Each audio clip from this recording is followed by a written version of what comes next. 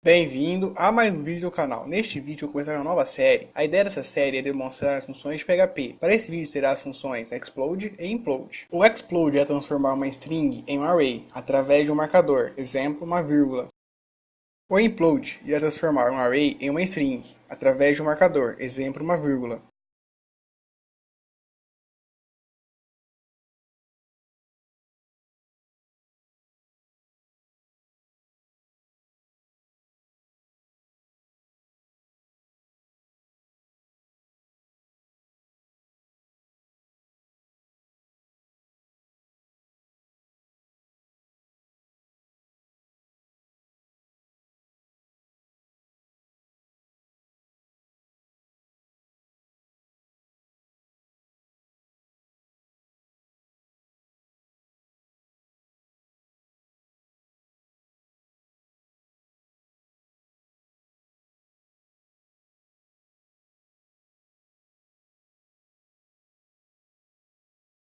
Até o próximo vídeo.